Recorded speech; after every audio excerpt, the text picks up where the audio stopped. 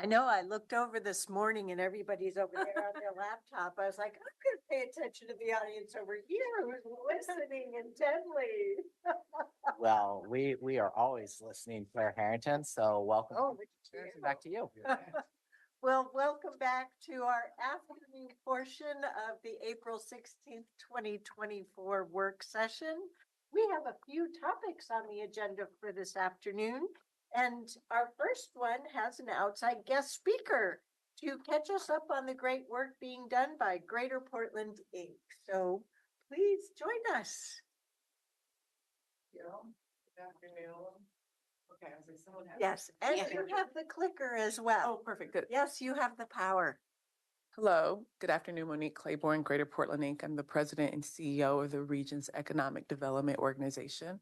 I am here today to just present to you as an overview of the organization, the work that we're doing.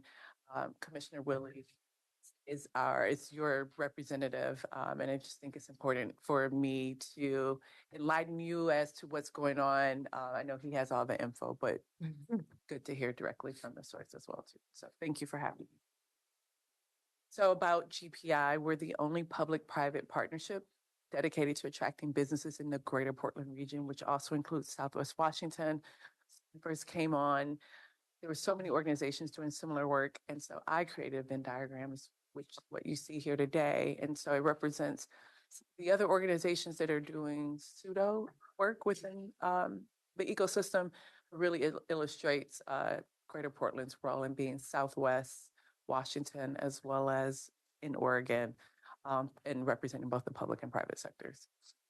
So we are all about job creation and driving tangible regional prosperity at no cost to those that are interested, those traded sector businesses that are seeking expansion within the Greater Portland region, and that's due to our membership base. So we do work from project management to connecting these companies to providers and key assets, workforce development, EI resources, market visits, and even securing incentives at the state as well as at the local level.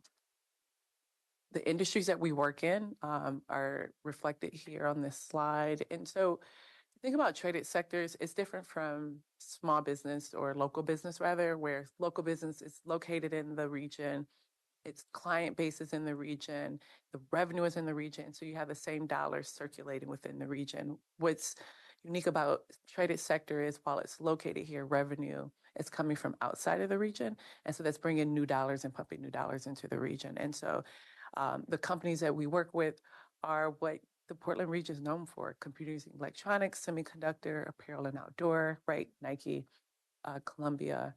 We just worked on an expansion project, which will be announced soon. I'm not going to announce it. I was about to.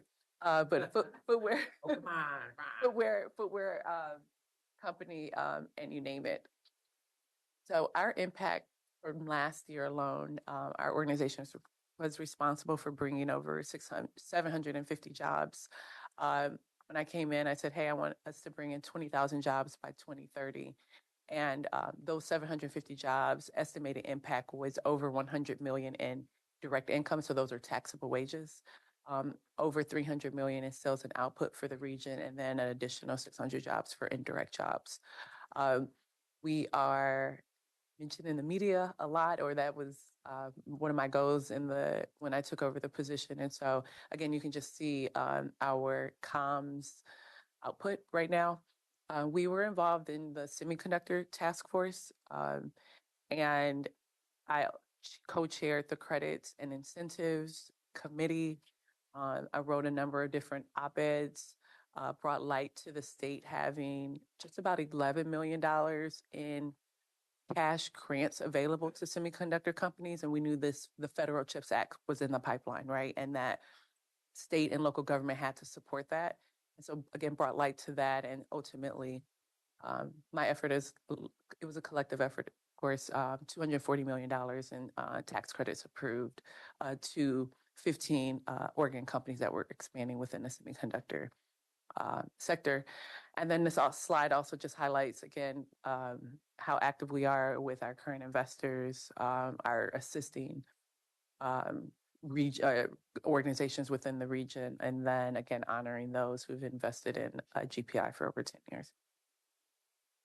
As far as Washington County, so GPI has led the creation of 1,600 jobs, specifically within the county since 2017, about 13 different projects, 125 jobs approximately for each project, with an annual estimated impact of over 1,100 indirect and induced jobs, over $1 billion in sales and output, and over $300 million in taxable wages. So I'll just take a couple of seconds and just let the slide sleep in terms of the impact that we are having in the county here.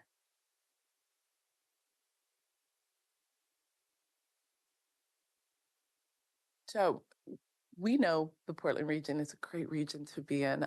I come from Michigan. I've been here 7 years now, and I can tell you, being on the West Coast, Portland is the cheapest West Coast option, right? And so when you look at our comparison slide, San Diego, Seattle, Los Angeles, and San Francisco region, we are the best value on the West Coast.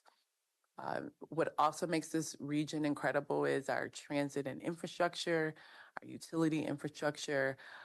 When we have these large projects, large industrial projects, which are of great interest post-pandemic, we've seen a flip in terms of demand for office space versus industrial space. Our ability to have affordable and reliable electricity, clean water, Jack is here, is important, right? And so these are some of the attributes and advantages to being here.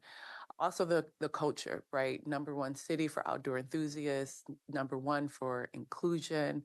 Nearly 40% of employees identify as non-white, and a perfect score for the LGBTQ equality standard. But despite that, we have these headlines, right? And I'm sure we all hear about it from friends and families, from what the Wall Street Journal recently reported to the New York Times, to LA Times, you name it. And so our initiatives primarily will be regional promotion as well as regional coordination. And regional promotion, we were just allocated $2.5 million from the Oregon legislature to repair the reputation of the region to bring investment into Oregon. And so we will be rolling out a campaign, Land of Way More, that will include search engine optimization to counter negative online words, right? So as people are searching, like, again, we can be proactive in what comes up in search results. Public relations, that could be a media blitz in New York City with media capital and publications, and digital advertising that you'll see on the Land of Way More. We can be hyper targeted and going after specific end users, consultants within certain markets that we want to attract to the region. Business outreach, so a lot more outbound and inbound travel into the region. High profile media partnerships. So imagine we're on the cover of Forbes or Fortune about Lululemon's expansion within Greater Portland.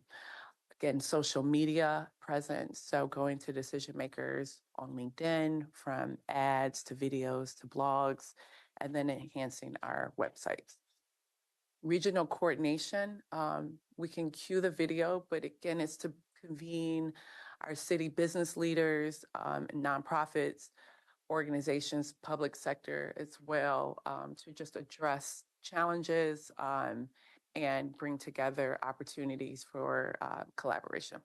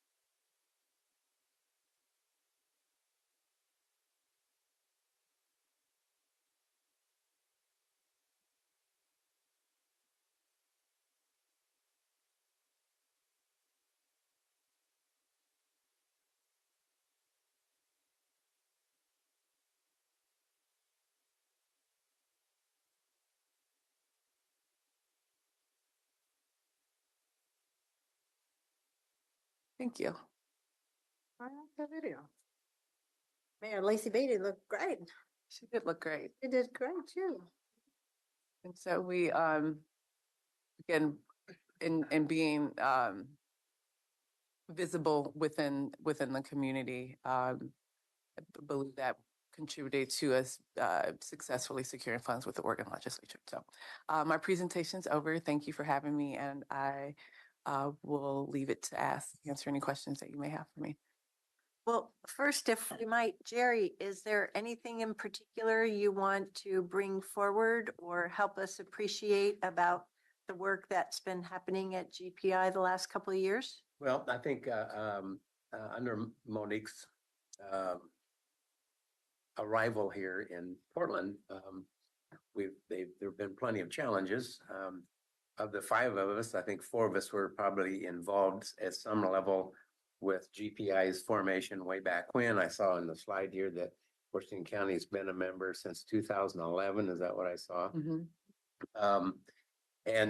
Of course, I was mayor of Hillsborough when that was all going on as well. Hillsborough's been at the same level. So I've always been an advocate of the need for a regional economic development organization such as GPI. And I think certainly COVID threw a couple of curves at us at GPI, just like at us. And I think Monique's doing a good job of kind of redefining what it is that we're doing as a region and where we need to be going next. Because as you saw on the slides, there's plenty of bad press out there as well that needs to be combated. And certainly Portland needs to take that on themselves as well. So anyway, no, I think Monique, I think you're doing a good job and I appreciate you coming out here today. So I've got a long history with GPI, so that's good. Thank you. I think one of the questions that we posed, you'd asked us either last fall or the previous fall about the annual members event that happened. And you were like, where were you guys? And I said, well, invitations matter. And we didn't get an invite. So I just wanted to That's underscore probably on me. that if they continue to, I used to get an invite directly. So, So make sure we all get invites. You will get invites, and I can tell you the invitation save the date is going out this week. It's September. So this is your invite. It's September 24th. The Avenue from 8 to 10:30. It's across from the Convention Center in Portland. Our keynote speaker is Katie Griggs, the president of the Seattle Mariners, and she will be talking about stadiums, the skylines, the sports playbook, and economic development. oh, interesting. Do you accept the invitation? So I have a question. Thank you for being here. And as I mentioned to you earlier, I also have a history with GPI, which is, it's a good thing from my perspective. I have a clear understanding.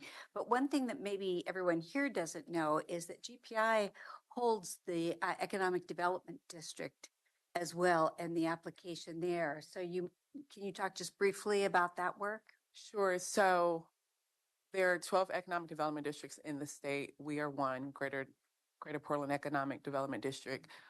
It's a federal designation. We have shared staff. There's a mutual agreement between GPI and the Economic Development District.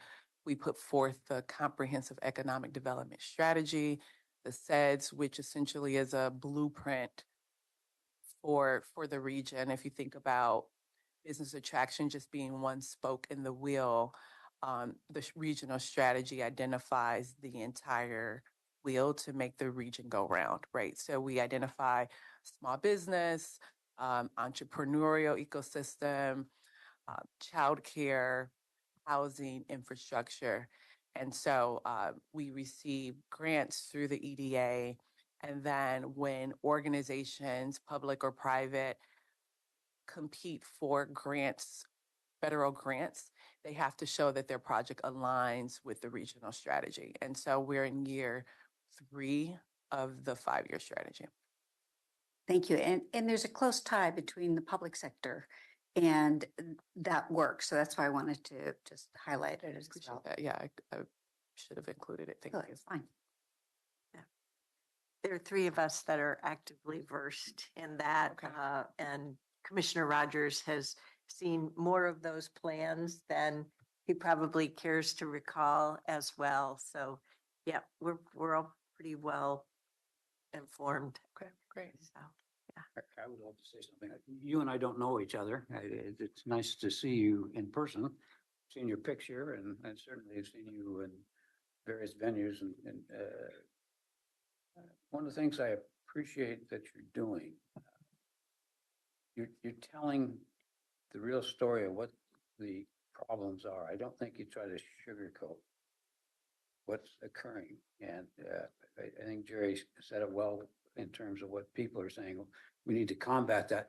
I don't think we need to combat anything. We need to embrace it and say, what's keeping us from being competitive? What's presenting the problems? And can we fix it? Instead of saying, gee, I'll put another paint on this old wall and maybe it'll be better. No, it's not going to be any better. You got to sit there and look at the systemic issues. So if I'm getting any of this wrong, I apologize, but what I've read and what I've seen without knowing you, and I'm saying, aha, that's a fresh breath of air, because it's important that you embrace what the problems are. And I think you're trying to collaboratively figure out how to do them. And I happen to be like him, I happen to be a CPA, and the whole taxation issue is a terrible issue to just try not to deal with. You got to deal with it. And we know that that's problematic in this region. We know that there are some impediments that make us not competitive, but organizations and voices like yours are good to elevate that, to say, okay, how do we make that a positive? And so, Thank you for recognizing that. Thank you. so Can I say something? before you- just one other thing first. One organization that we've been active with here just in Washington County has gone through a whole new rebranding. So Explore Tualatin Valley has been doing a lot of revamping and rebranding an engagement separate from Travel Portland and Travel Oregon. So Dave Parulo, if you don't already know him, there may be some collateral pieces that you could take advantage of in the promotional campaign that you're involved with now. Thank you. Commissioner Fye? Monique, great to see you and welcome to Washington County. I really liked your presentation, especially the slides about Washington County. You made it really relevant and made it something that can be used of all of our commissioners here, and to share it, to tell the story and the impact of the greater good. I will say I accept your invitation for the September.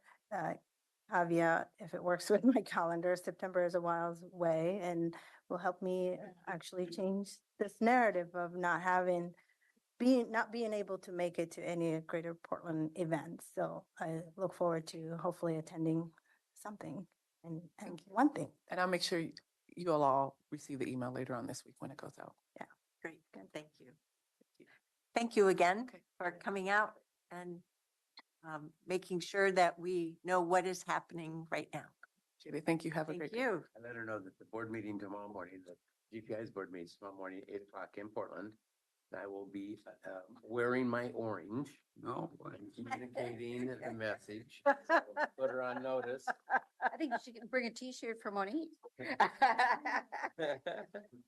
Thank you, Monique. All righty. From traded sectors who depend upon getting their employees around our community and getting their traded sector product to market, we're going to turn over to the Major Streets Transportation Investment Program 3F Funding Allocation Recommendation. Welcome. Here you go. I got your back. loan me a hat. Where's yours? I can put the orange bag over your head. Yeah, there you go. Over his head. That was- It wasn't gonna be Steven. She likes it. That went in a dark place. As long as she doesn't snug it up. I've had too Yeah, much don't kill sugar me. over lunch. Right. Either that or I'm excited it's sunny outside. Yes. Well, and thank you all again for going orange with us earlier. We really appreciate that show of support, and we'll see it on social media tomorrow. Thanks again. So as you said, Chair, we're here to talk about MSTIP 3F. And I was just going to make a similar comment to what you just said. So thank you. Just really thinking that this is not just a transportation capital program. It really is an economic investment program and a community investment program. And so we take those roles really seriously in doing the work that we do. And so as you know, this has been a long journey. And so Jessica is going to walk us through a presentation today, give you a quick overview. You've all heard the material before, but for the benefit of anyone who may be watching who hasn't seen all of that, we want to just cover some brief history on this. And then we look forward to hearing your feedback and input on the recommendation that we're bringing forward today. This is a recommendation that originated with staff, went through the Washington County Coordinating Committee, the Technical Advisory Staff Committee, to the WCCC, and now comes in front of your board for your input and some discussion today. So I'll take us through just the first couple slides here. So as I mentioned, we'll just do a quick overview of the MSTIP program, a little bit about the process that we've been through leading up to today, and then a little bit about, excuse me, a little bit about next steps at the end. Two questions that we have posed for you to think about as we're going through this, and we'll circle back, of course, to these at the end. Does the board support staff bringing forward the proposed MSTIP 3F funding allocation recommendation for adoption? And if you obviously have any questions or need any additional information, let us know that too. Okay, I'm going to pass to Jessica. Okay, thank you. And for the record, Jessica Pels, LUT Policy Analyst. And as Stephen said, we know you've seen this a lot of times over the last couple of years, so I'll try to keep this pretty brief. Just a short history of MSTIP. It began as voter-approved levy starting in 1986 and then was reauthorized in 1989 and 1995. And then Measure 50 rolled it into our permanent tax rate at a reduced rate. And since that point, the board has continued to fund transportation projects countywide using MSTIP every 2 to 7 years or so, using property tax revenues. And that direct and leverage funding, so we leverage it through MSTIP Opportunity Fund, which we'll talk about in a little bit, and then the direct funding has resulted in more than $1 billion in multimodal transportation safety improvements over time, which is really transformational.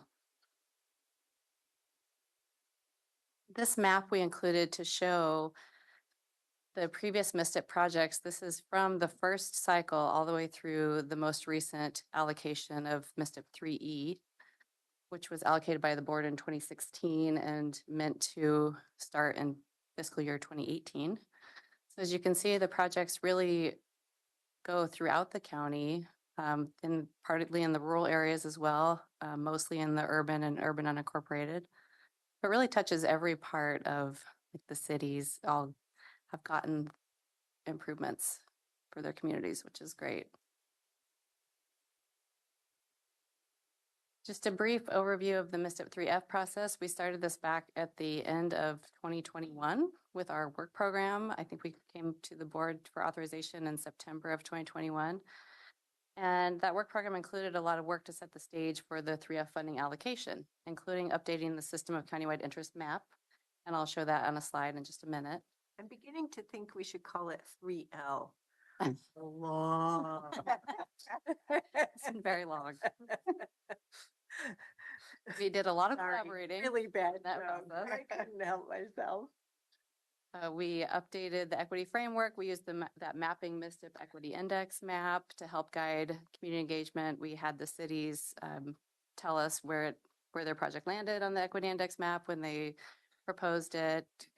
We created that MSTIP project proposal packet, which included all this information, the evaluation metrics to guide the review. And then we solicited community input through that long process in summer of 2022. Are there any natural hazards, except for an earthquake, that we have not thrown at you during the development program for 3F? I mean, pandemic, inflation, Wind, rain. ice, Right. fire, Landslide. yeah. Yeah, landslide, yeah. I Yeah, we've think we've had a bunch. Leadership changes. Leadership changes, Flooding. yeah. I Winter mean, flooding. soup to nuts is in here, Mhm. right? Mhm. We've thrown it at you, so. Right. Hats off. Orange hats. Orange hat. This map is showing the system of countywide interest map. This map determines eligibility for MSTIP consideration. So this is showing eligible arterials and collector roadways. In addition to being on an eligible arterial or collector roadway, the projects must improve safety, improve traffic flow, relieve congestion, and address multimodal needs. And again, these factors were also included in the evaluation metrics for the projects. When we did the technical review, we made sure to score the projects on these factors. This is one of my most favorite maps. Big. Just a brief review of the prioritization roles and process with MSTIP and with respect to WCCC TAC, WCCC, and the board. So TAC is the staff level. They propose and evaluate MSTIP projects. They helped us with community engagement as we were at many of their farmers markets and other events. They help implement projects, sometimes through direct contracts with us for delivering projects. Then the WCCC reviews the proposed projects, but then they provide a recommendation to you, which they did at their March 18th meeting. They also review and approve MSTIP Opportunity Fund allocations. And then, of course, your board, you consider the holistic view of all county services that need to be delivered, including transportation, and make those budget and policy decisions and approve the final MSTIP funding allocation. So just a quick review then of the 3F projects. In all, cities and counties submitted 33 projects. This was again back in now spring of 2022. We evaluated those projects at the technical level using the evaluation metrics. And then we refined a list of 25 projects for community engagement that was approved by WCCC and your board. We did that community engagement in summer of 2022, where we did an online open house and we did the in-person events at 15 different countywide events with the in-person paper survey. And then finally, after a break, WCCC and WCCC TAC reviewed the candidate projects and provided additional input on their preferences in late 2023. This map shows the 25 candidate projects that were reviewed. So they're kind of scattered throughout the different commissioner districts. And then I'm not going to go through these tables in detail, but except to just say that all these projects are great projects.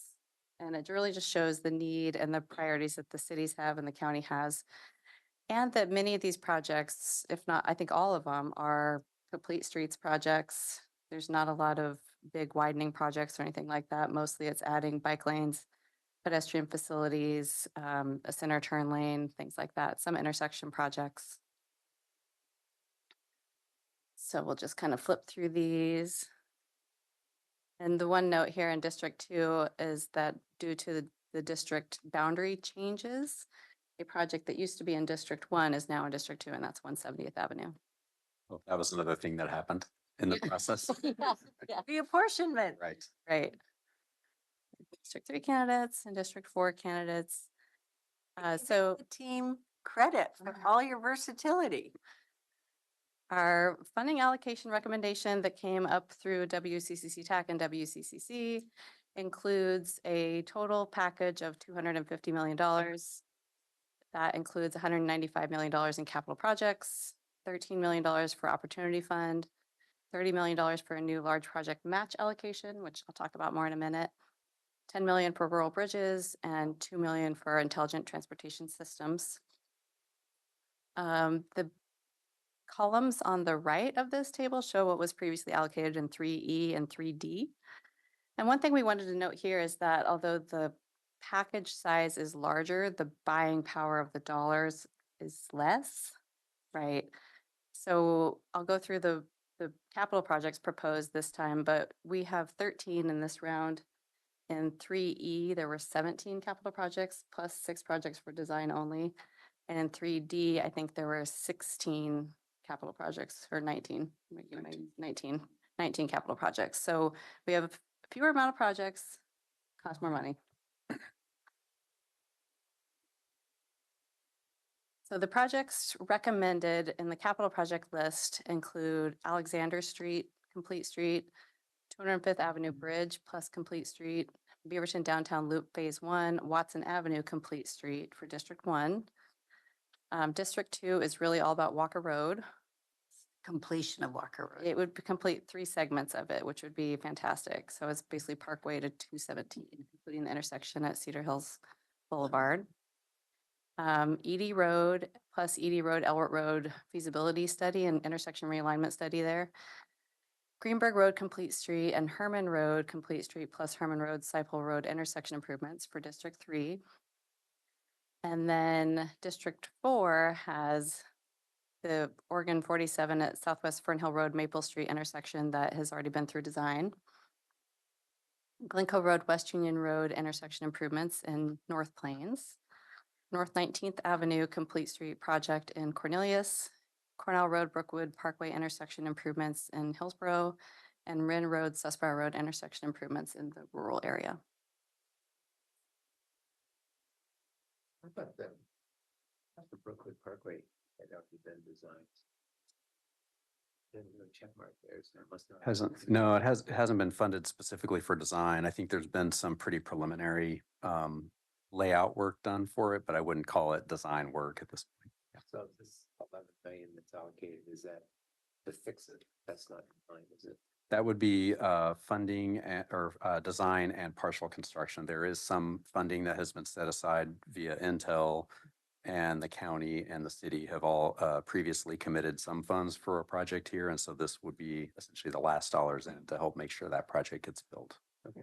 Before you move off that, what is a mini roundabout? I'm not familiar with what a mini roundabout is. It's just like a Just a traffic small calming. roundabout? They're really cute. It's like this. They're, A little bigger than a coffee mug. yeah. There's plenty of examples around in neighborhoods. Yeah, You just it's, have to take less space. Yeah. They don't tend. Yeah, to they need tend to have mountable a- Curbs Right. for 18-wheeler trucks. Right. Just Tend to have slow a 'em pretty down. small center island and maybe a less And delivery emphatic vehicles circular get around shape. in them? I'm sorry? Delivery vehicles, can they move? Yes, yeah, and then in fact, at this location, if I They take recall a the tractor or location. combine around them because they're not that big. Right. Right. But this would be at one of the entrances to the Fred Meyer Shopping Center. So there would be large trucks coming and going Okay. through there. I Yeah. Thought we always designed them not. Yeah, the bigger rural ones in particular tend to just be larger. And again, like as you say, we're trying to accommodate a wide variety of vehicles, including farm implements and things that need to navigate Okay. those. Thanks.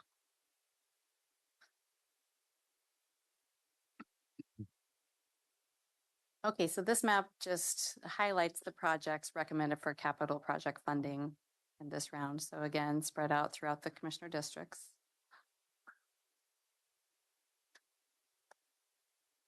And then I'm going to talk a little bit about each allocation. So Opportunity Fund, you're all familiar with. It's been ongoing for a long time. It's been a set aside since 1990 and then reimagined as Opportunity Fund in 2012. Before that, it was just a set aside for bike and ped projects. It's a really great leveraging program. It provides competitive match for grants. And since 2012, the Opportunity Fund has leveraged almost $63 million in external funding using $12.5 million in MSTIP funds. So that's been really transformational for those bike ped trail projects. The new large project match allocation, this was a new idea sort of born from the projects proposed for MSTIP funding this round. There were several projects submitted for match funding because there's these large federal and state grants that need sometimes a $20 million match or 10 million or 15 million. And generally jurisdictions don't have that money just lying around to allocate for those. So then we thought, well, we could set up this new program as sort of an Opportunity Fund-esque pool of money for these large grants rather than setting aside match money specifically for one of these projects that was proposed for match. So what we're proposing is $30 million that could be used for any of these projects that were proposed through this MSTIP 3F prioritization process. And if any of them were successful, then we could use that money for match. It doesn't have a process yet, but we'll include it in the MSTIP Administrative Procedures Manual. And what we're envisioning is something similar to MSTIP Opportunity Fund, where it would go, the proposing jurisdiction would go to the WCCC TAC, the WCCC, and then we would add the step that the board would make the final decision on allocation of that money.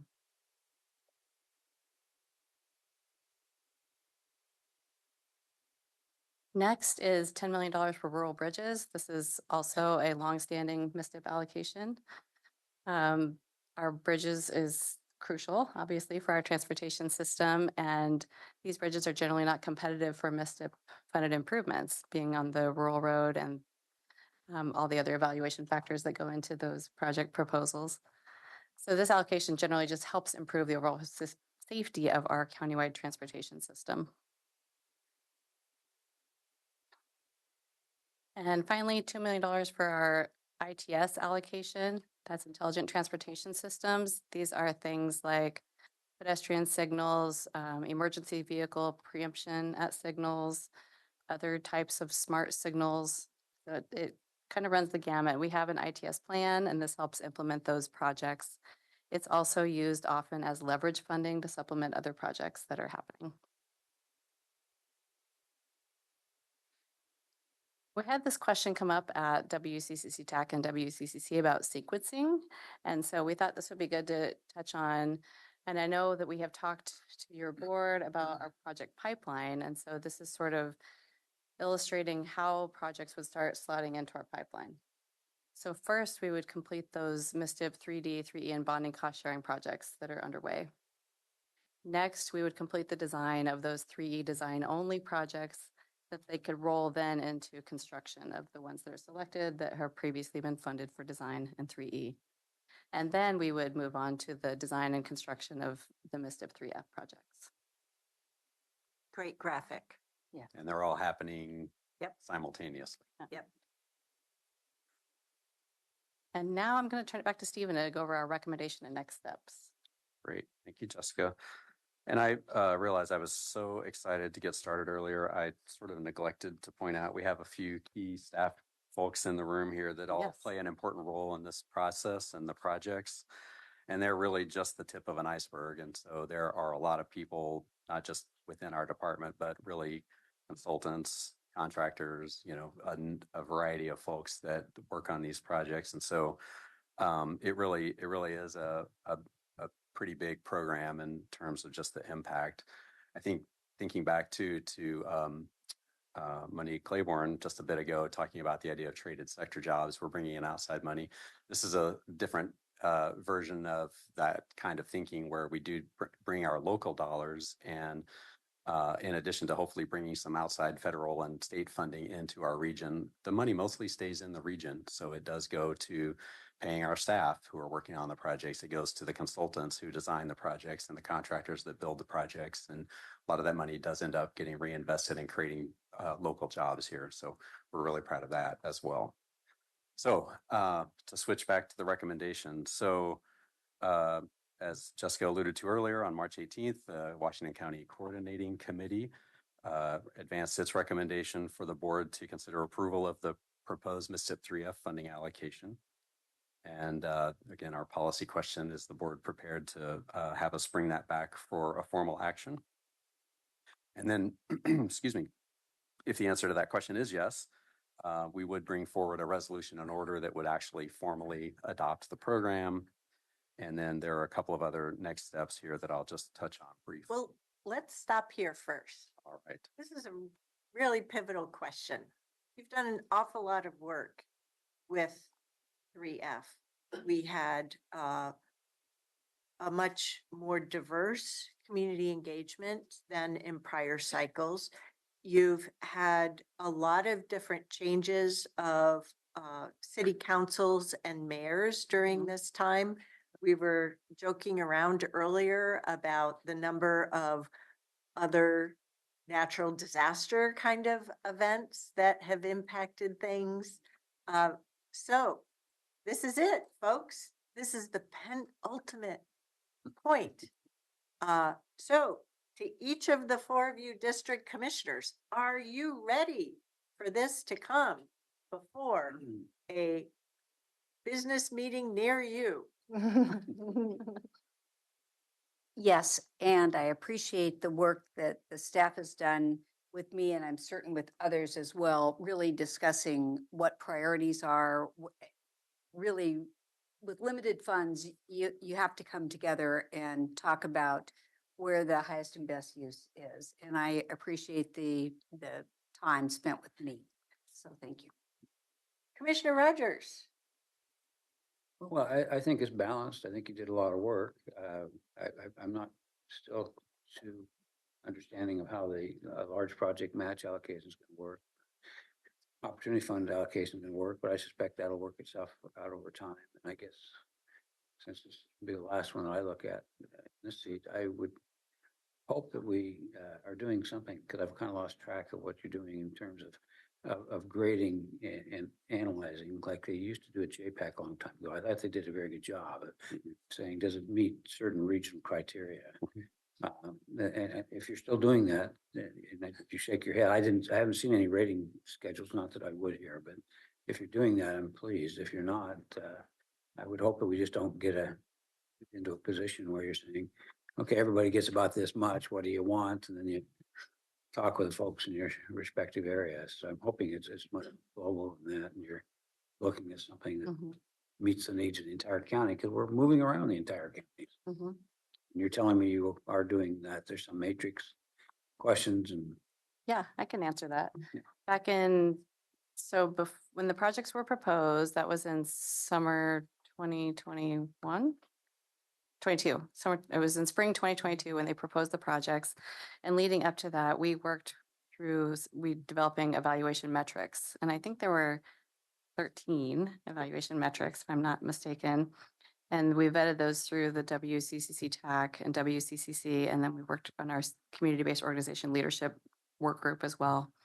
So then when the projects came in, our staff went through and evaluated them according to the evaluation metrics. And then we did that sort of dot diagram worksheet for all the projects. And that's what we brought forward to reduce the number of projects from 33 to 25 for the summer engagement.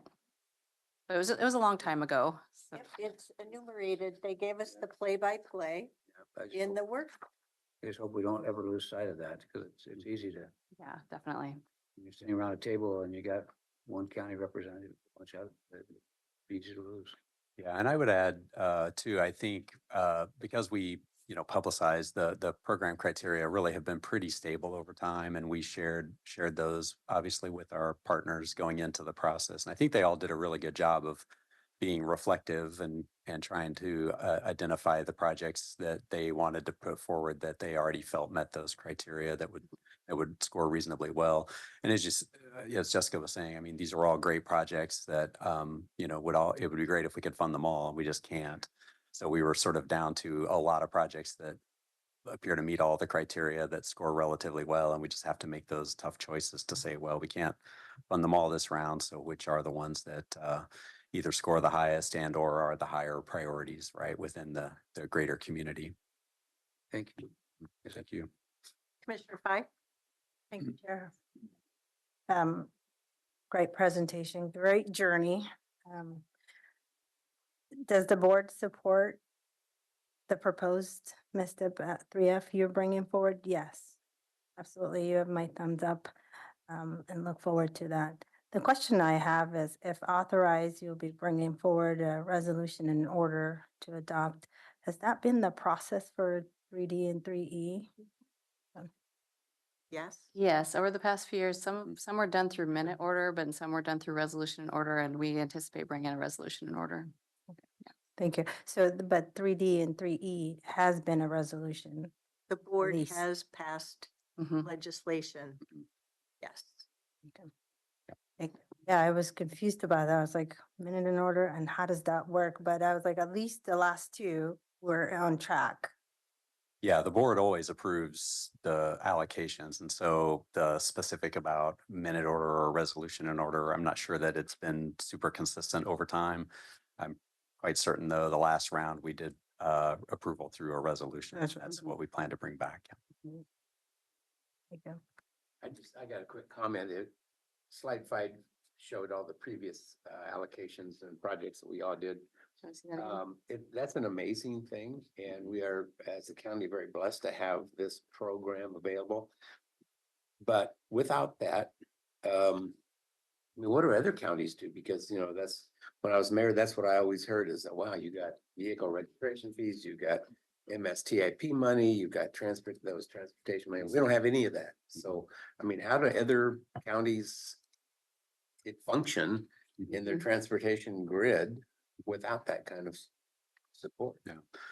I think it just varies. I mean, a lot of cities and counties just aren't able to do the level of improvements and enhancements and investment, honestly, that we are. Don't they have different gas tax? Can the county utilize gas tax as well that Mhm. we don't necessarily? Right. There's other resource opportunities for other counties. Right. Yes. And so again, we've been really, really fortunate, to your point, to have the amount of funding available that we have to be able to build out a more complete system. And so in other jurisdictions, they do have to obviously make difficult challenges. In many cases, they're oftentimes choosing to whether to prioritize maintenance over capital improvements or safety improvements. And so we've had the good fortune to be able to really fund both of those at a pretty strong level. So That's good. Okay, thank you. Thanks, Chair. You bet. So, yes, I'm ready for us to finalize this. And I also want to say thank you for actively participating through the various members of your team in the development of our first ever capital improvement plan here at Washington County. Having that planning tool here in the county is finally a good sign, as we are a county government, a municipal government compared to state. And also there are an incredible number of transportation projects that we have across our county. So it's just hats off to you literally today versus just figuratively for the terrific work that's been happening from LUG. Really appreciate it. no, thank you. And we really appreciate, again, the board's engagement and support. As you said, it's been a long process, longer than any of us could ever have imagined. So we appreciate you hanging with us through it all. Absolutely. Absolutely. You've really scoped out sound financial plans into the future, cost adjustments. Really, we're very proud of you. So moving on to the rest of the All right. presentation. Yeah, so Jessica alluded earlier, we're working through an administrative procedures update. We also want to bring that back to your board as a resolution for adoption. And again, those are just the rules around the program that articulate again, and that is the document where the board has articulated the role for the WCCC and the WCCC TAC and the MSTIP program. So we're not envisioning any really substantive changes. It's really updates to just bring it back into line, probably with more current practice. And Jessica alluded to earlier too, we'll need to write some rules around how the large project match process goes. As she alluded to, we anticipate a process very similar to the Opportunity Fund, where again, this is intended to be a very opportunistic bucket of funding that will be available. And I was trying to think of a good analogy, but the idea of trying to find it's that combination of the right funding source at the right time for the right project with the right match, and a whole variety of stars have to align in order to really make one of these things happen. So we're really. I want to recognize Commissioner Rogers' experience in being the county rep and for so many years, the chair of the Washington County Coordinating Committee. You were in that role when the Opportunity Fund was created at least 3 cycles ago. Excuse me. And I think not only has it developed a track record, and staff has come to us with the history of that and the track record sometime in the last 5+ years. And so now it's graduating to these larger needs as a result of state transportation packages, as well as federal transportation packages and federal grants. So I'm really looking forward to the development of these new administrative procedures. And I was just wondering on what time horizons that update might be on. Yeah, we anticipate we'll have these ready to go in another couple months. We've been focused on just getting the package pieced together, and the administrative rules, of course, would guide then projects that we undertake using 3F funds. So that's our objective before we start any true project expenditures. With this funding, we'll have those new rules in place. Well, I would appreciate it if, in addition to the 3F package, if we could get the new administrative rules defined and adopted while On demand. Commissioner Rogers is here as Of well. course. Yeah. Oh, absolutely. Start to finish. Mm-hmm. Excellent. All right. Any questions on that then? Okay. And then lastly, I just want to say to there's obviously a lot of discussion around countywide funding needs and challenges and opportunities.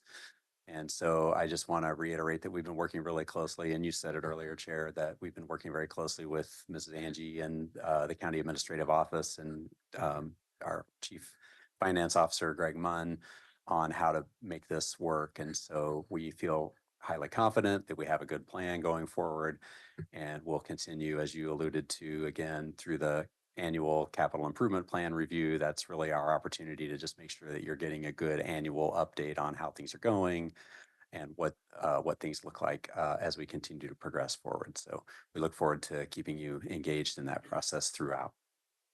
And Commissioner Willie's question earlier was an apropos one of transportation. Transportation funding is a puzzle, and the puzzle shapes or form changes over the course of decades. And along with that, I just want to express my appreciation for the flexibility that you and your staff has shown in relationship to all of the budget issues that we face, the expectations that we face, all of the different pieces. And I think that that's part of that larger puzzle. But you guys have been great in working through all these issues. And to me, that's even a little different than storms, ice storms, leadership changes, and all those other things. Yeah, no, this truly, it's been a one Washington County approach. So I really give a lot of credit to the other folks in the county that are really helping us move this through. So, yeah. If I could come back to your question, Commissioner Willie, when I was a Metro counselor, my very first RTP in 2007, Tom Kloster was the main lead of that RTP in that cycle. And he paid a huge compliment to Washington County, particularly with the MSTIP program and building out the super grid that we basically take for granted now here in Washington County. But as a result of this program, across Washington County, we've been successful in having Metro designate urban growth boundary expansions because of that discipline and determination to build the transportation infrastructure, not only at the neighborhood level, but at that grid level, which is something when you look at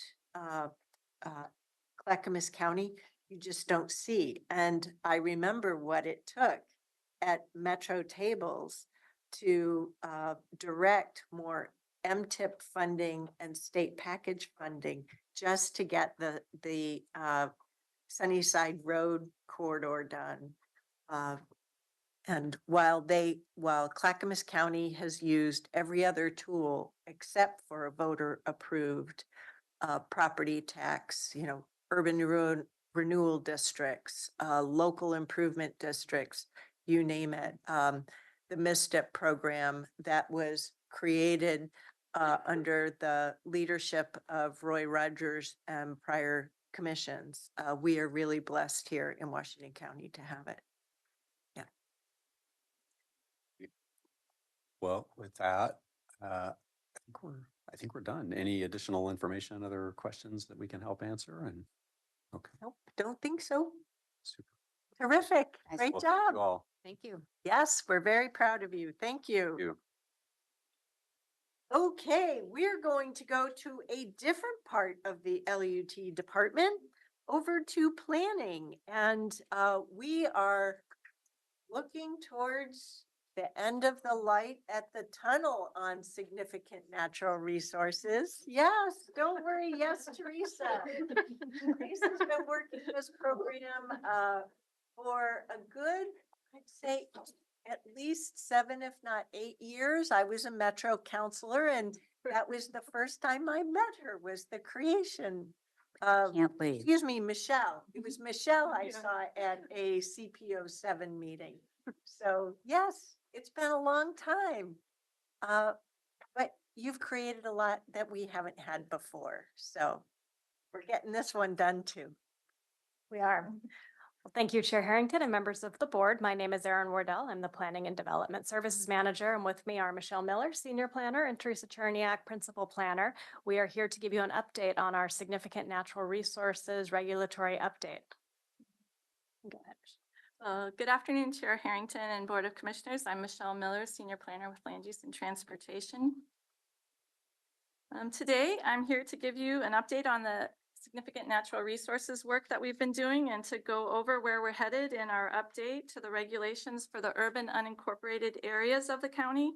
I also want to talk a little bit about the community engagement that has helped really inform this project and talk about our next steps. The purpose of today's discussion is to share the draft code concepts for the significant natural resource regulations for the urban unincorporated areas of the county and to brief the board on the public engagement and outreach that we've been busy with. Today's discussion questions are about the general direction we're headed for the draft code concepts and our approach for regulating development in the urban unincorporated area, and whether there are any questions that you might have about this work. So for some context on the planning and legal framework for why the county is taking on the task of updating our natural resource regulations and our inventory for the urban unincorporated area, I want to talk a little bit about statewide planning goal. It requires local governments to identify and protect significant natural resource areas. It also addresses things like scenic and historic areas, but we're going to be focusing on the natural resource regulations today. So the county adopted policies and regulations for the unincorporated areas, both urban and rural, in the early 1980s, and those were acknowledged by the state. Our state law changed in 2017 and expanded the requirements for land use regulations that they needed to be clear and objective when applying to housing. And the county's rules concerning natural resources were not clear and objective. As a result, our natural resource regulations for unincorporated areas have been under legal scrutiny.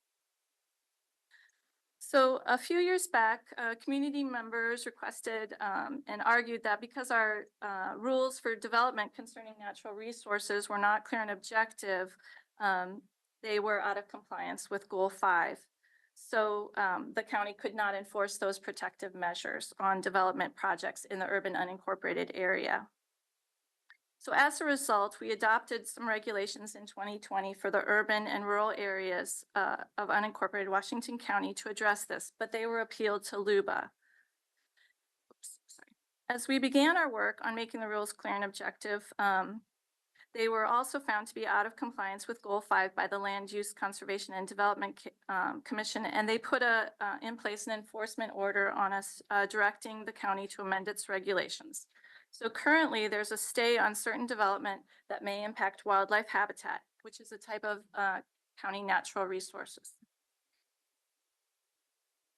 So here's our project schedule broken down by the various tasks within the Goal 5 planning process. The bulk of the time has been spent on making updates to our inventory, which helps inform the other steps, which are working on the analysis and developing the local Goal 5 program.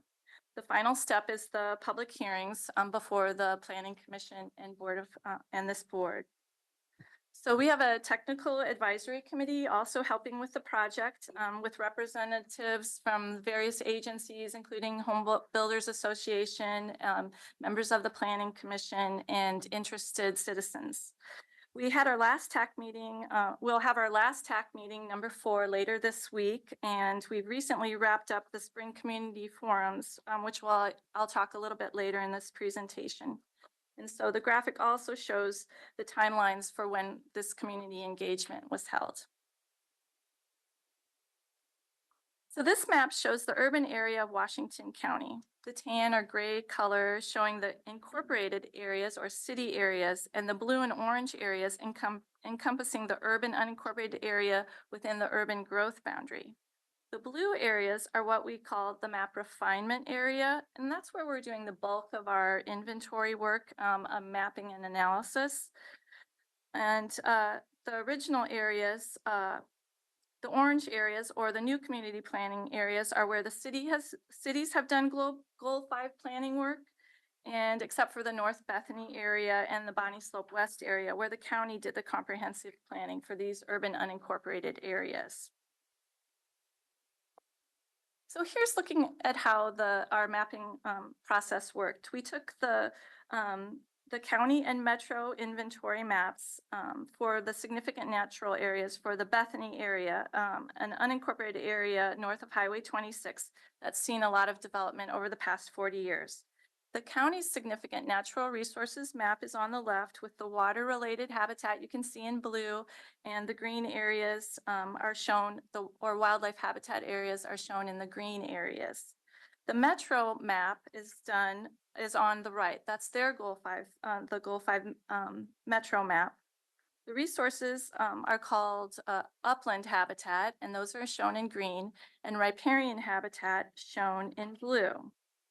One of the differences about the metro map, it was done in 2005, or early 2000s, excuse me, and it includes kind of a qualitative assessment of the habitat, which is a bit different from our mapping, and it also used more recent GIS technology, which we didn't have in the early 1980s when the original maps were done.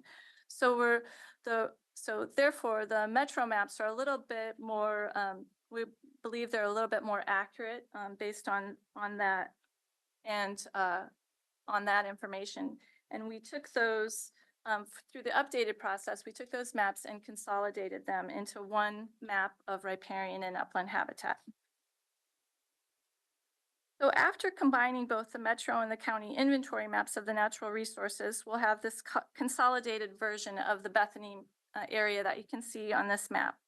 And it shows the natural resources called riparian habitat in blue, and the area of upland habitat in this map are those treed areas, often a bit further away from the riparian areas, and they're shown in shades of yellow and orange on this graphic. So the latest inventory refinement step we're taking is based on the community input. We're removing areas that are with the goal of always looking at what areas are still considered significant. And so we're removing developed areas or whether the habitat patches are very small or whether the sites have already gone through a development review process and also and have received Clean Water Services regulations already. And so then we're doing we are conducted a manual review and data cleanup. And for those new UG urban growth boundary expansion areas, we're taking the city data has helped inform the process for those urban growth boundary expansion areas using their mapping because they did the comprehensive planning for those areas. Before you move away from that slide, Just trying to intently follow you. Could you one more time repeat the significance of combining the county map and metro map? And was the goal to just consolidate all the upland versus the riparian? Did I hear you say that? Yes, so we had done an original inventory in the early 1980s, and it included water resources and wildlife habitat. And then in 2005, Metro did another inventory, and they looked at those same type of resources within the for the whole region. And that was to comply with the state administrative rules. They created this inventory. And the county needs to comply with where Metro has mapped the regional resources for riparian habitat. And we adopted their map as well. So we were working with two maps, which got very confusing for the development community. We had our county map and we had Metro's map. So one of the goals was to combine those maps with the most updated information. So we'd have just one map to reference and for the development community to follow. Thank you. One question too. So I hope it's on point, but it might sound a little strange. I looked at those three maps, Metros, which is more modern, are old, and this combined. It appears that some land no longer is I guess, a sensitive area. So those are freed up for development. In other areas now are encumbered by some designation. Does the county ever have to worry about a taking by doing these maps over and over? And somebody says, well, I bought that parcel of land thinking I could develop it. And all of a sudden you're telling me it's riparian land. I can't develop on it. And so this is modern. I mean, I bought this 5 years ago and now you're doing this. Is that a taking? Or maybe something you want to talk about off? Yeah, let's talk about that offline because that's a complicated subject. Yeah, really I quick. kind of think it might be. This is really the inventory and identifying where the resources are. So that first step is not necessarily a taking because it's just where are these resources located? And it kind of depends on what the regulations end up being in that longer conversation. Okay. We had some of the same conversation, Roy, about taking, when we're talking about the habitat conservation plan and our timberland, and about people who had bought their property a bazillion years ago and all the timber's now grown up and they can't cut it when they planned on cutting that or building there. Now they can't do it because it's in habitat conservation areas. So yeah, this taking thing is a big deal. Or maybe at some point for the entire board, Brad, you might want to come back. If they're interested, I just think you don't want to adopt something and then find that you got 100 lawsuits and you say, how did we get here? I have full confidence that our legal counsel can and will bring us appropriate executive sessions. Yeah, no, I do too, but I think it's good rather than just me. For others to hear. So one thing about the riparian habitat as well, we've been referencing that was. Oh, excuse me. We've been referencing that. I don't know. I'm apologizing. Yeah. I don't have my phone down here either. So we've been referencing the riparian habitat, and that's the area that Clean Water Services regulates. And so we're keeping those regulations the same for those areas. We're just kind of putting it on our map and acknowledging that those locations. Your next slide shows that, I think, very well. So. Yeah. So looking at moving on to the draft code concepts, our habitat is kind of generally considered where a plant or animal species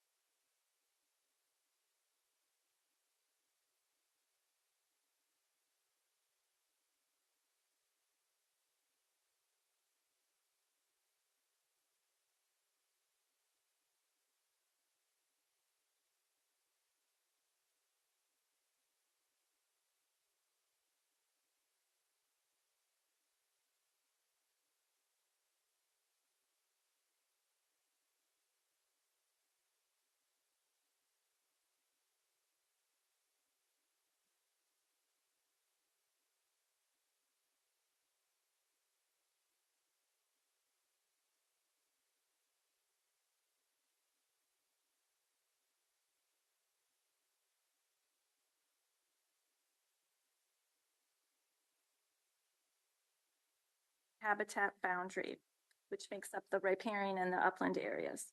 The county had regulations for natural resources, but they weren't clear and objective. These updated regulations must be clear and objective, and I'll follow up more on the next few slides. But for the riparian habitat, the draft regulations are similar to our current requirements now. Development strictly limited near the streams and stream banks and the water-related resources, and are subject to the Clean Water Services requirements. For the upland wildlife habitat, the draft regulations will not change any of the allowed uses, and they'll focus on tree retention. And so the code concept is to use our tree protection as a measures of protecting those habitat areas.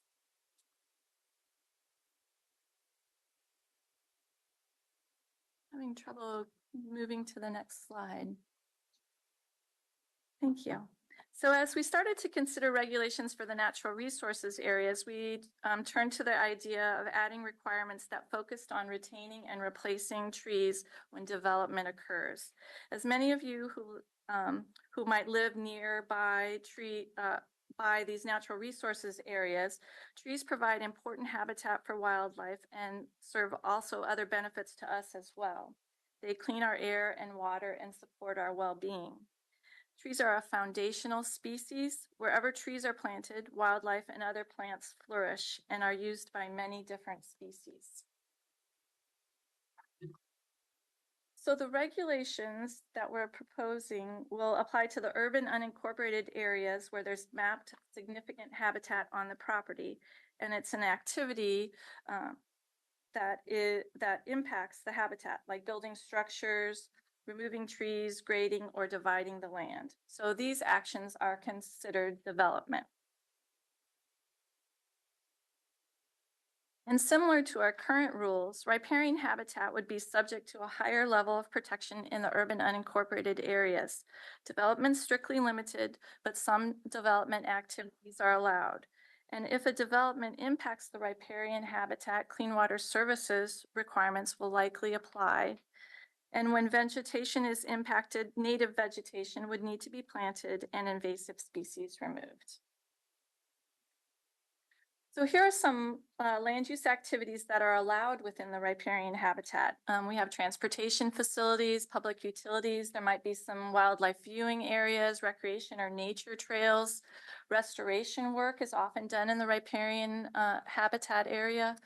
One single dwelling unit's allowed, or a middle housing duplex if the entire riparian, it's affected by the riparian habitat area.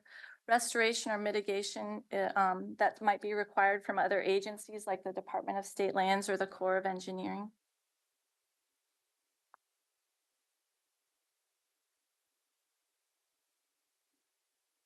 So our intention with the upland wildlife habitat regulation is to balance protection or habitat of the habitat or trees with the housing and other development needed by our communities in the urban unincorporated areas. Our draft regulations will also need to show a path for development that's clear and objective. First, going to go over what we're thinking of for the clear and objective path. Keeping that in mind, the draft regulations won't change the allowed land uses. Development's still allowed. It includes standards for tree retention and replacement that apply when trees in the upland habitat are impacted by that development. The regulations will include a requirement to retain or preserve the trees, or the developer would need to replant trees or replace a certain percentage of the trees. And a plan to include a simpler project for smaller projects for individual properties. So along with this clear and objective path, we're looking at alternatives for an optional or a discretionary approach to the tree standards to provide greater flexibility. I don't understand the last bullet. So that would be, we have to provide this direct path with these set rules that are clear and objective, that standard. But there might be instances where a developer could say, that really isn't working for me. What are the options that could be maybe discretionary or to provide some flexibility? That's an alternative path. So we have to provide at least a clear and objective path, but we also may provide a path that has some discretion to it as an option. Almost like an offset or something. Does the alternative pathway at this juncture, require that there be certain criteria or factors that alternatives have to meet to satisfy? That's correct, Chair. It also needs to be very comparable to the clear and objective path. At that same level, or even a little better than the clear and objective path. Okay, thank you.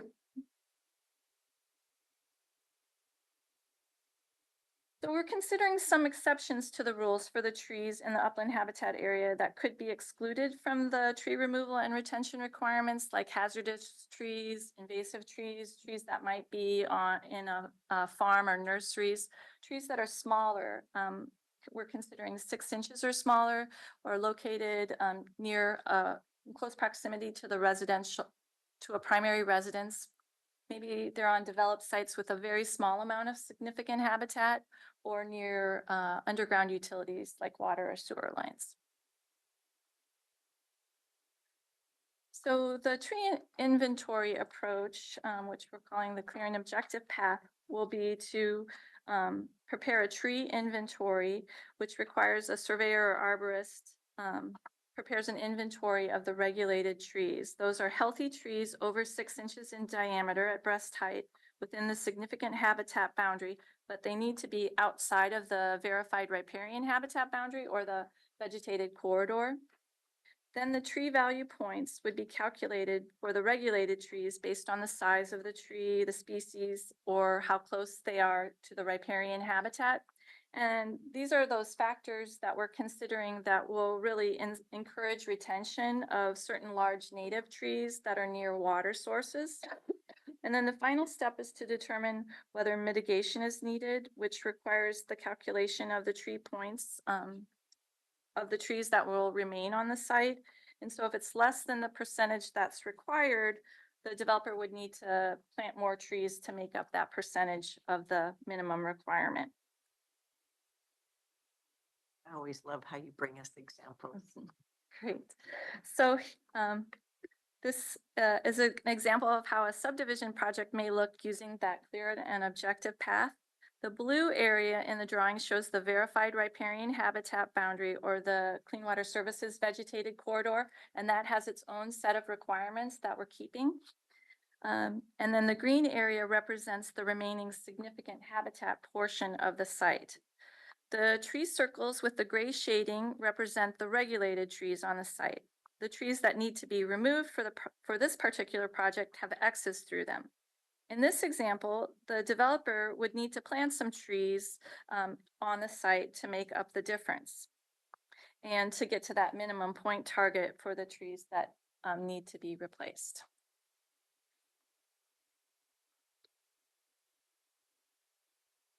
So you may recall that the county's current significant natural resource standards require mitigation for wildlife habitat when the habitat is impacted by development, but the standards are subjective and have been applied inconsistently.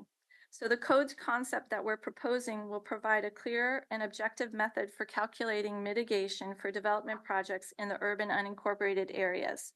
We know that especially in the urban area, development is encouraged and needed. So there's a balance with protecting our natural resources that we're trying to achieve here. Metro Title 13 has requirements for upland habitat on lands that were added to the urban growth boundary after 2006 that are more stringent than what we're considering for those pre-2006 areas in the unincorporated areas.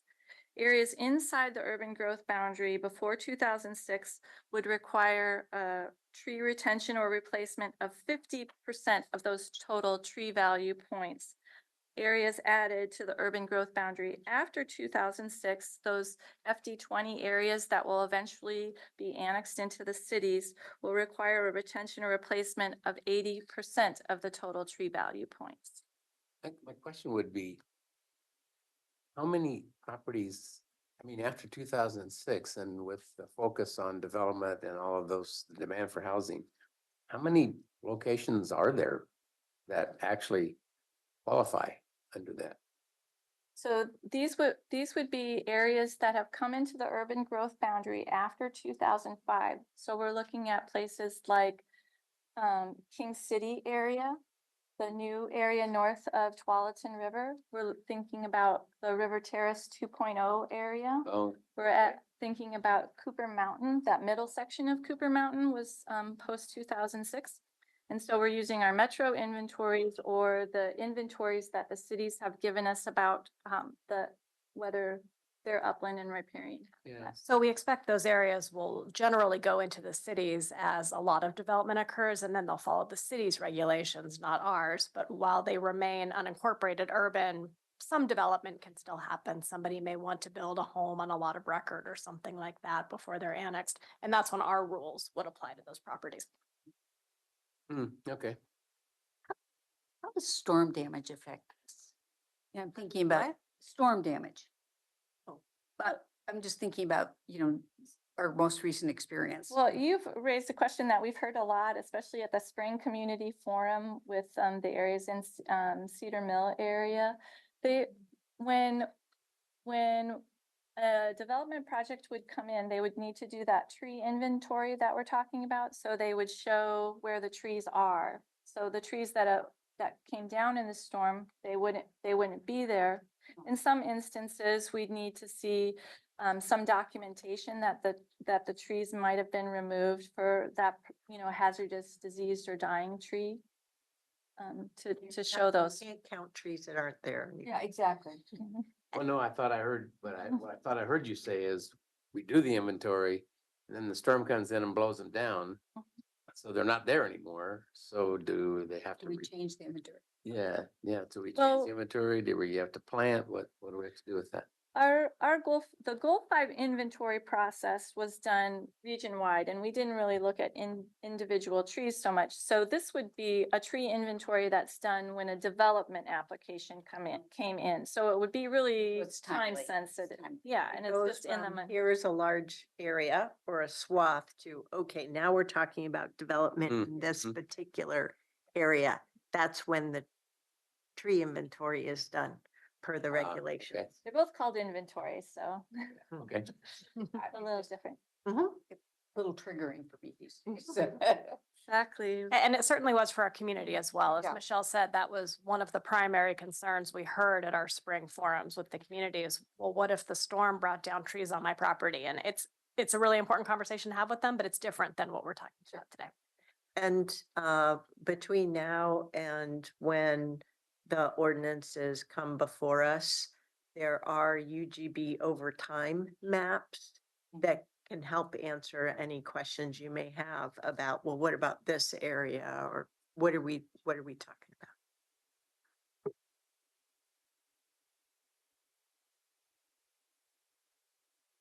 This is really impressive. You guys have done great work.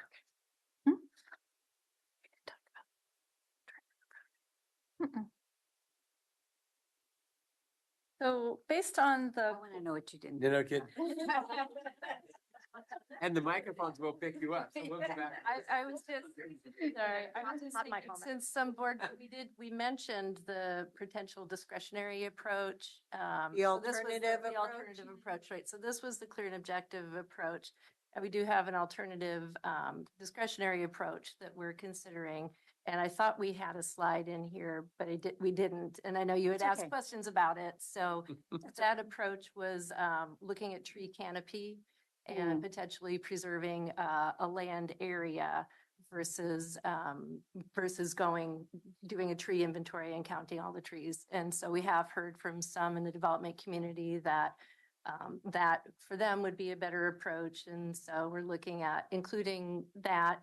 Again, it has to have a similar level of protection to what this inventory approach does. But for some sites that have hundreds of trees, that might be an easier way to do it that still is meeting the goals. Thank you. Memo to self, don't whisper in front. I know.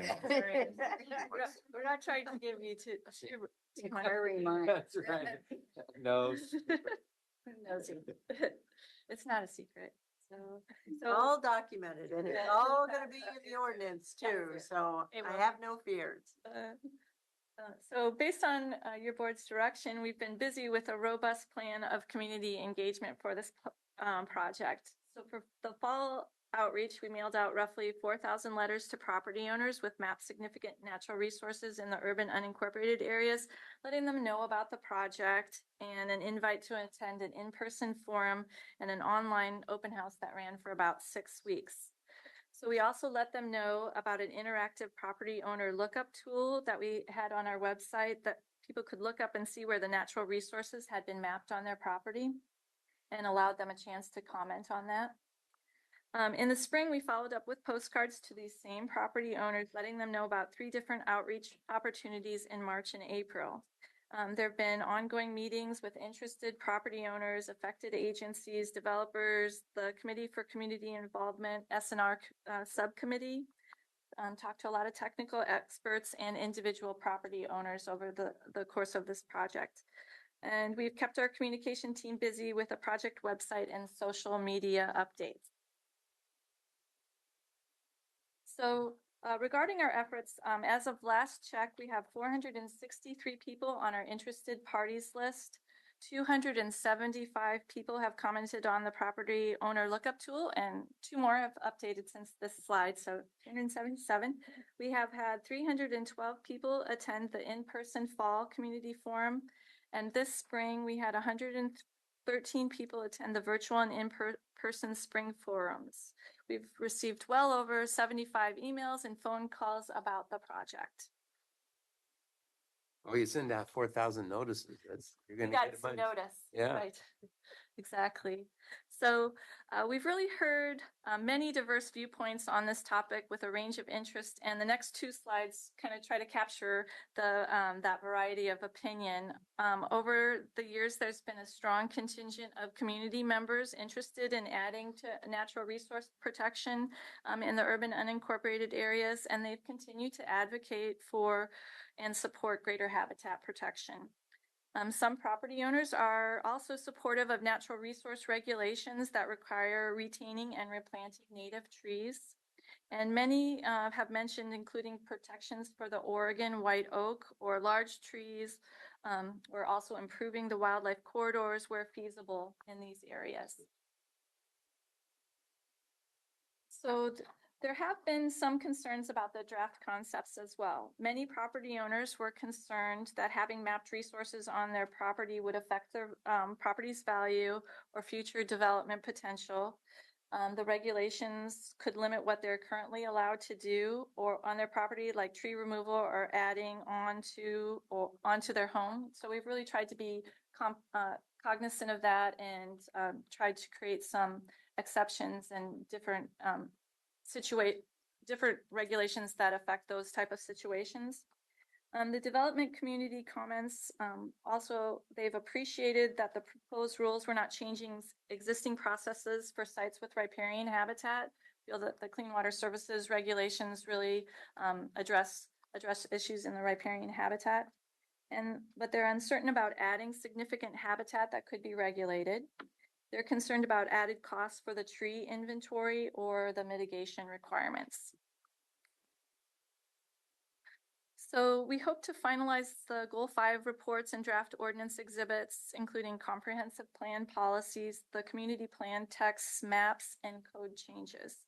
We'll file the ordinance, including proposed regulations, inventory maps in late May or early June. And we'll continue with work sessions with the Planning Commission and the board about these proposed changes. The ordinance hearings with the Planning Commission is expected to start later this summer, and the board hearings and actions are expected later this fall. Quick question on that. Given that on slide number 4, it talks about the enforcement order that we have to amend the regulations by October 1st. Do you think those next steps will be done by October 1st? Or is it okay that we're in the final sprint towards the finish line? We've mapped a few alternatives, and we've been in communication with the Department of Land Conservation and Development, and they see our progress and that we're moving toward the October date. Judiciously. Yes. whether we hit that target, which is a Tuesday, October 1st, we might have, we might need an additional hearing or an engrossment hearing or process or so. So we're hoping within the October window is what we're hoping for, I think, from the last look at our alternatives. Great. And I think to your point, the state knows we're working really hard to get this work done. And so I think they've been receptive. We approach them. They know sometimes the timing isn't up to staff and the board has other things to consider. They'd rather we do this right and get through the process. So No quorum problems. And our usual, I think it's the third Tuesday where we usually only have work session. If we have to have a board meeting that day, we'll do it. If we have to call a new board meeting day, well, I guess you have to do the notices. yeah, So, but why don't we just be proactive for October and assume an additional board meeting in there just in case, if needed? Yeah, the team will map out the solutions and then come to the board if we think we need to have that option, just as your board's always allowed that possibility, both on a Tuesday and Thursday. If that. Yeah. We're far enough out right now that Well, they have, it's when they file the ordinances, they have to put dates in. So it's like, okay, here we are in May, looking at our crystal ball of October. When we filed No the ordinance, quorum challenges in October, folks. we only have to advertise the first planning commission and the first board hearing. Okay. So, yeah, so after that, if there's a second board hearing or if there's an engrossment, that doesn't have to be advertised at the very beginning. We are allowing for 3 planning commission meetings because we know that there'll be a lot to dig into there. So that's part of the challenge of scheduling is making sure that there's enough time there and then enough time after they take action to prepare the materials for the board. So you have all the information. Terrific. Staff will make sure that this is programmed within your rolling agendas and draw a light to this at your next roundtable discussion. Commissioner Willie. October 8th, we are at West Tech, which is Tuesday. So I thought Roy was going. Roy is going in. Roy, are you going to? Maybe I made it. Anyway, there's going to be 2 of us at West. Just 2 of you. On November 8th. So I'm not going. yeah, you'll still have your quorum. So Yeah, it's just you and Roy. okay. Thank you for the timely trilliums. we plan They're it out that there way. all the time. Okay, commissioners? Good. Any questions, comments that we need to address? Good presentation. You've done a good job, Yeah. especially on the community outreach that the chair Very mentioned. thorough. Yep, good job. Yep, Team SNR, especially Michelle. You're getting the Team Tenacious Award. Thank you. Okay, we are going to take a 15-minute break. And then we're going to go over board and leadership communications. All righty, we'll see you back here at 5:03. Thank you.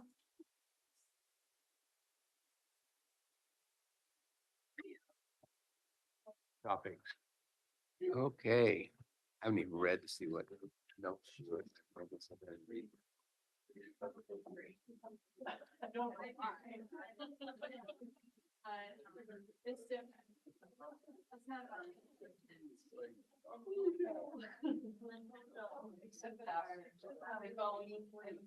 What?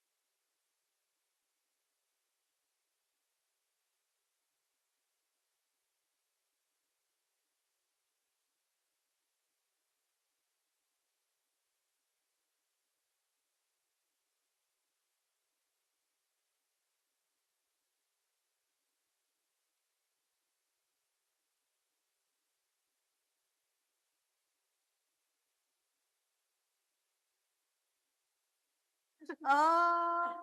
You're not on camera on that. Can we change that? Kevin, It- flash back there on the audience. You got double Kevins. Yeah, yes.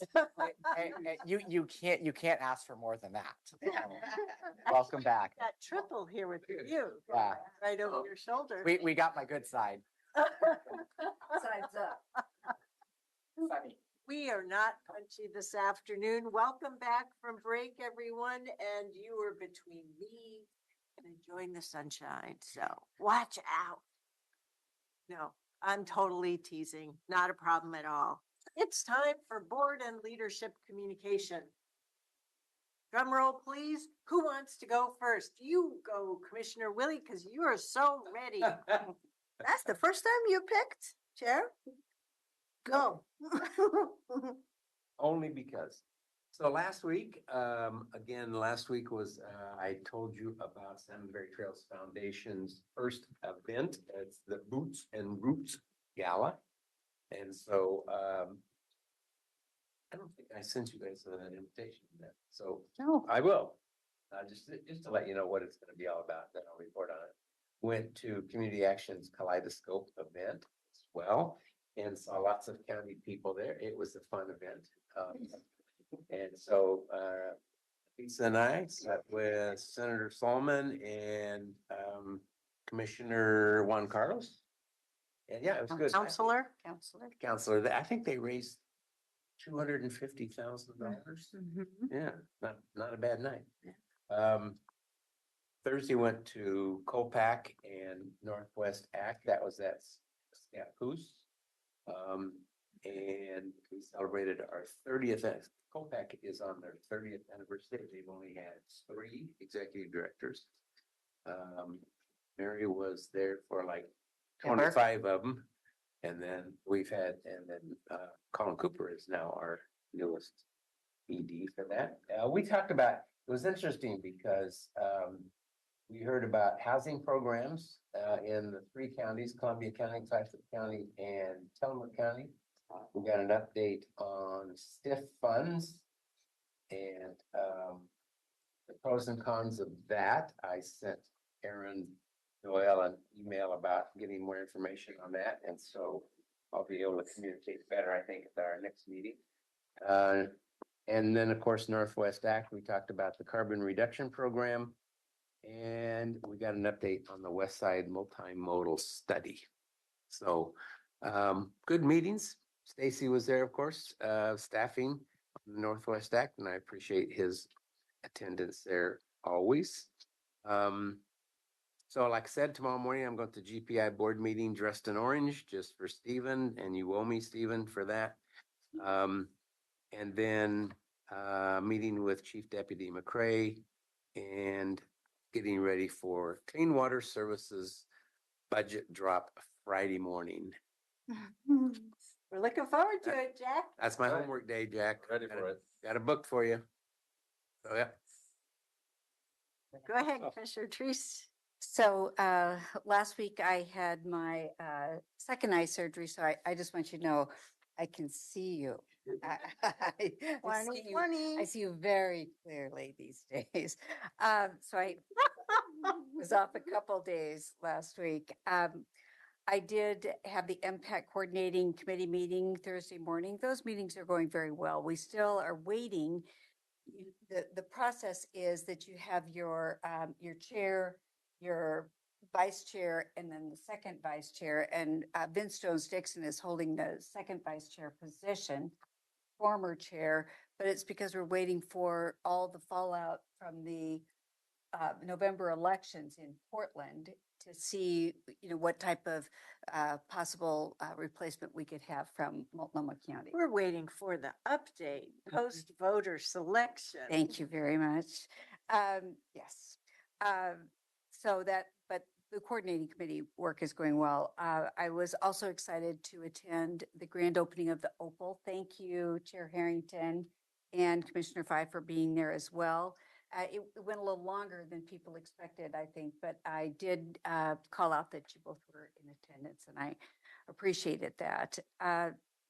Yesterday, I had a good meeting with the consultants that are working on the West Slope Library and the combination of the West Slope Library and the Garden Home Library. They asked good questions. I'm part of that stakeholder group, so that went well. And I think people are really appreciative that that library is working as hard as they are as a community and as staff to stay there. I also had a meeting with DA Barton yesterday. That was really focused on budget-related issues for the DA's office. Tomorrow I have a Community Action Board of Directors meeting. I could not attend Kaleidoscope because that was the day of my surgery. So, but I really valued the fact that others were there. So thank you for that.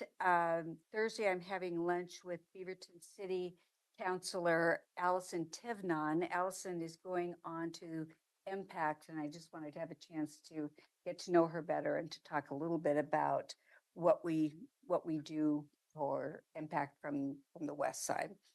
So I'm looking forward to that. And then I am really looking forward to the PS&J event on Thursday night. It's going to be really interesting. I appreciate the flexibility that the staff has had in rescheduling this, recognizing the value of having the attendees there.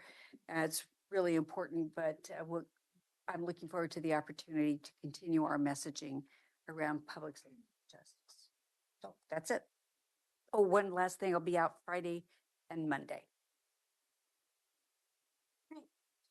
I'll go next, Chair. The OPAL was a great turnout. The first seniors home living, affordable housing.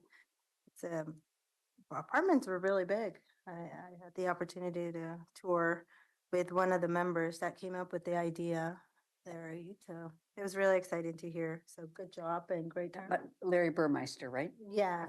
So it was great. And then the event I went with Commissioner Jerry really was great too. Just two things I want to highlight for the board for just board awareness is one is WCCC meeting took place yesterday. Not a lot of board related actions that where you're to loop into it. But the group did get receive an update on the process and timeline to build the 2027-2030 STIP, the statewide transportation improvement plan. So that was one topic. And then the other one was getting an update on West Side Multimodal Improvement Study, which is also an update that we got as a board members, and including the recommendations and next step. And then this week, as your board rep, there's JPAC, and just quickly run through the agenda for you.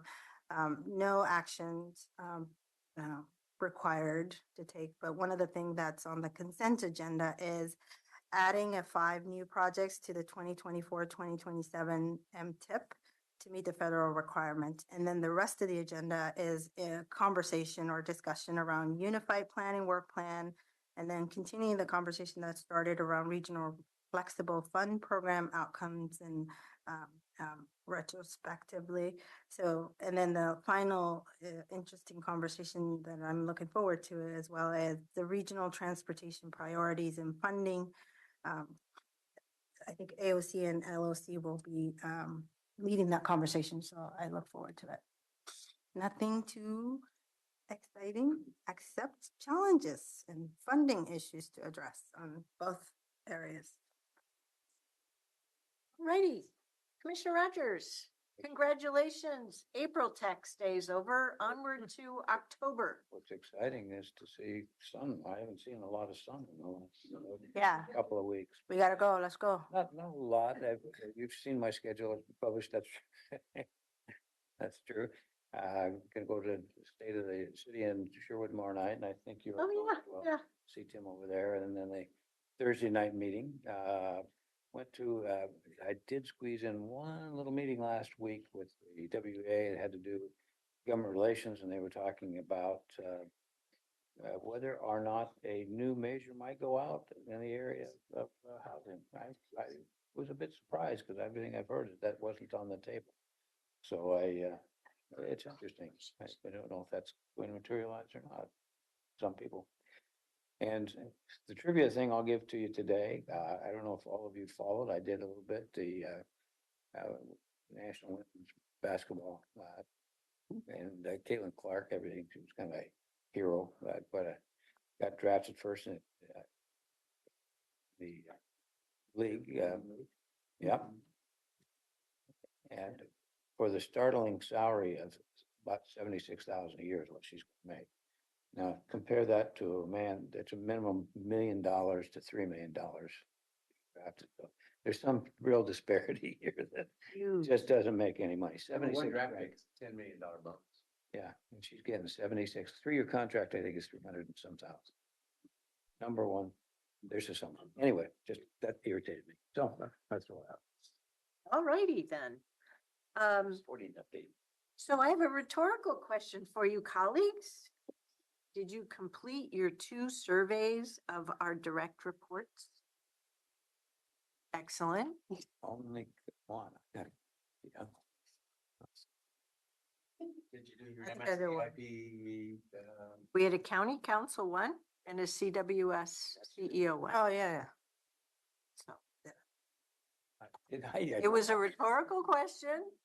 I'm not your mother. But you Nor can your probably staff. tell by our responses. So last week, I attended the JCPAC meeting. That's the juvenile justice portion of the Public Safety Coordinating Council.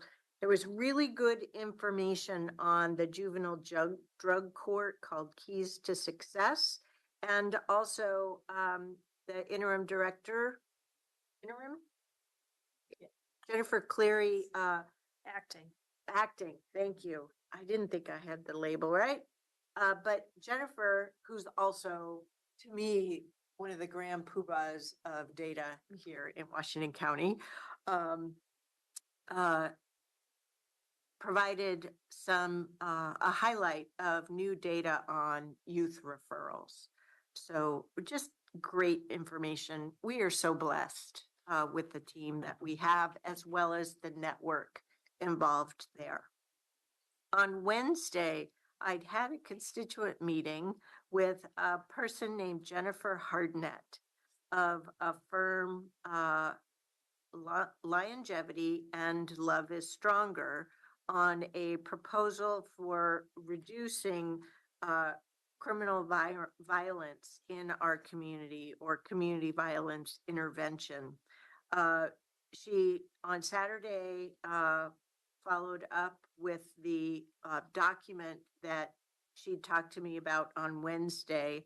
And I forwarded that to our appropriate staff folks to take a look. It's a proposal that she's submitting to the state. It's very unclear to me if it's for a state grant or if she's looking to spearhead an area. So anyway, in case that is a name that comes up, feel free to touch bases with Aaron Calvert and Marnie Kyle.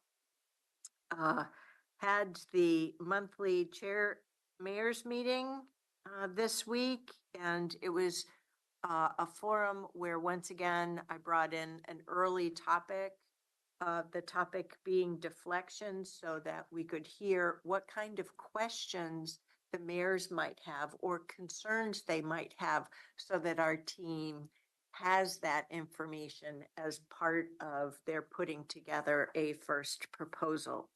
So our staff was a great participant there.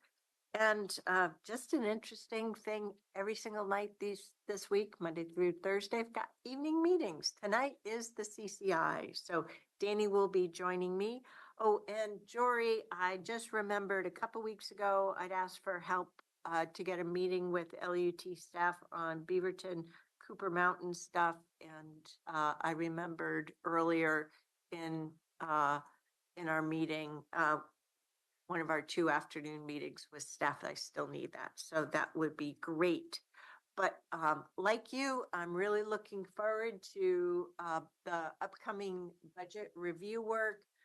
I think Commissioner Treese has done a better job of time planning time for that to get through the two budgets. I'm hoping that I make the transition from the older Washington County format to the new format. I'm actually kind of nervous about it, so we'll see. Shout out to Maida for doing that for me. Thank you.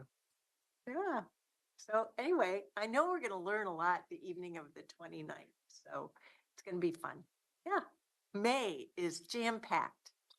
It's going to be a great month for learning. Yeah. All righty, leadership communication. Who wants to go first? So I can start out. So just a reminder to your board that on Thursday, April 25th, it is my birthday, but it also is our annual volunteer appreciation event at the Wingspan Event and Conference Center. And so this is a time for us to really celebrate the hundreds of volunteers that we have serving Washington County. You all are, of course, invited. I know Chair Harrington, you plan to make some comments at this event. I find this event a great opportunity to connect with community members and just really celebrate the amazing contributions that we have that impact so many of our services across Washington County.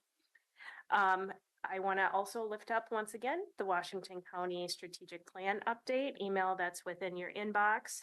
If you do have any comments, suggestions, that would be extremely helpful. As a reminder, this is set for your board's adoption, consideration of your adoption on April 23rd, which is right around the corner. So just I choose to tell us, which is 2 days ahead of you. Okay, you said it. I didn't even have What to day's say the it. 25th? I didn't. I've already got it on my calendar. We have to bring presents. And Why would you not with all that? and, Get in it. Oh, God.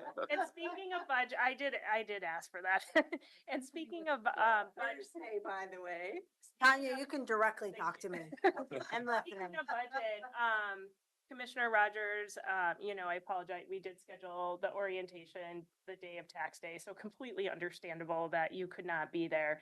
It was the beginning one though, right? Yeah, it was just the orientation. I will just share, I thought it was extreme valuable time spending the first half an hour just hearing from our budget committee members, returning and new budget committee members. So why do they want to serve? Why is the budget important to them? And the theme that I heard was community and impact. And that just resonated both through the budget committee members and also your board. So it really, I think you all know I like this time of year, so it's fulfilling. Chair, just like last year, there were changes in the budget and you made it through. And there's additional changes in the budget this year, and we will continue on that path so that we do reach our goal in time of a GFOA Budget Excellence Award. So we will spend time on the 29th walking through that orientation a little bit deeper than we had in prior years. And that's based on great feedback from your board as well as budget committee members. And so as a reminder, that first meeting is just the budget message and an orientation to the document, and including overview of our budget transformation work and fiscal condition of Washington County. So we're looking forward to that night. Oh, and you also missed the opportunity to lobby for apple pie, blueberry pie, or berry pie. So we're definitely going to have an apple. I like that. Okay, I like it. good. Okay, great. You're doing all of them? Yeah, I know how to bake at least 2 pies. But oh, So you're doing, okay. All right now. we have to. Go, Chair Harrington. And that concludes my update. Great, thank you. And what day's your birthday again? Did you say May 25th? No, No, April 20th. Thursday, April 25th. What time is that? All month long. And we're having a volunteer appreciation event. You'll get to celebrate with hundreds of your best friends. Are you going to be there? Yes. Oh. I think that was a rhetorical question. Actually, it was- Streamers. Welcome back from vacation, Brad. Didn't you miss us and all this bantering we do very rarely? It was very nice to have a week off in the sun. It was great. We were in Hawaii. And so just to let you know, it was really interesting after doing the tabletop exercise with John Wheeler. Oh, yeah. That was on Thursday. On Friday, we left for Maui and we went by Lahaina, and that is a story in and of itself that tells you kind of what we would be dealing with in this situation. I mean, they're still in the middle of it. And the one advantage they have that we don't have is they have a lot of hotels. There are a lot of residents of Lahaina that are living in hotels 8 months later. And it doesn't look like it's going to end anytime soon. So it was a real reminder of the importance of planning ahead for wildfires. Well, and one of the impacts that struck me that Diane shared was that the fire was so hot that the water pipes underground melted. Mhm. So it's not just the structures above ground, including pavement, that has to be restored, but all their technology wiring that was underground. yeah, all of that community infrastructure. Yeah. And we know how much time we spend here on infrastructure. Holy jamoly. Yeah, it's, they've got a lot of work ahead of them there. But the banyan tree's coming back. Yeah. Is it? Yes, that's so cool. That's cool. Good. Good, good. So a couple of quick updates. There is out of the 24 session, there was this idea of having a recreational immunity work group. And Carly is sitting on that for GR, and then Courtney Duke-Trees in our office is going to be sitting on that as well. So we hope to get a more permanent solution out of that work group. Yeah, for the 25 session. Correct. Yep. Yeah. The North Plain GGB expansion referendum election litigation, it continues. So litigation was indeed filed. Litigation was filed. Okay, thank you. Yes, it was filed. And then, as you may recall, one of our judges across the street in the circuit court did say, keep it on the ballot, but that didn't stop the litigation. The litigation continues. Okay. So that was a temporary Yep. order. And we've received documents from both parties in the case. North Plains is asking again for the judge to take it off the ballot. Oh. And so there will be a hearing next Monday on that issue. They're asking for summary judgment. Meanwhile, the proponents for the referendum are asking for delay until after the election on that. So more to come after Monday. So could this happen every week? Or is there a limit by the number of times? Are they going to a different judge, or is it the same judge? It should be the same judge. But remember, it was a temporary restraining order at the start. So that's just our injunction. That's just the start of the process. Oh, okay. Yes. And now they're getting to the merits of the case. Got it. Okay. All righty. Yeah. And that concludes my report. Okie dokie. Never a dull moment in legal land. Right. Well, WS. thank you. My favorite spot is between a full day of great work by your board and the sunshine that's outside. So I'll try to make my update quick for today. I have a couple of things to update you on. First of all, is to confirm that our CWS budget will drop on Friday, April 19th, and we are doing final reviews right now, and staff is getting it ready. It will be delivered by electronically, as well as the copy will be delivered to the address of your choice. So if you have checked the weather, there might be some possibilities of rain over the weekend. So we want to make sure that you have that as a part of the indoor activity options. And we actually highly recommend that. Curl up with your favorite budget. Great book. That's right. I will read that. Nice try. Nice try. For our hardcore outdoor. You're hoping it rains, so we stay indoors. That's kind of a hook, right? I don't know. Whatever you can, whatever. You can, right? The second update is about the Grand Bar building that we are currently under contract. Diane actually signed the purchase and sales agreement yesterday. We made earnest money today, and we're set for closing next Wednesday. So just a quick timing update on that.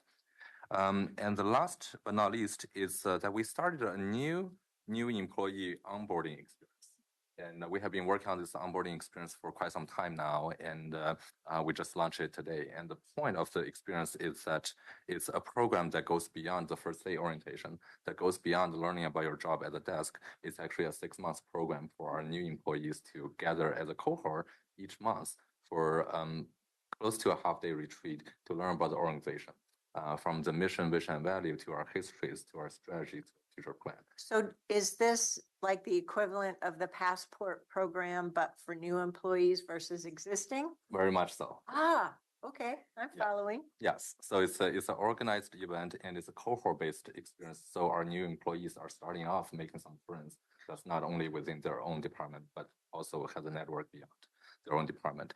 We launched it last week, and that was the first session. It was very successful. We welcomed 12 employees that joined Clean Water Services from January to March. So we run quarterly cohorts from January to March. That's one cohort, and the feedback from the new employees was very great. And we will have 5 more of these sessions to complete the 6-month session, and then we'll bring more information back to you, more on the result of that program.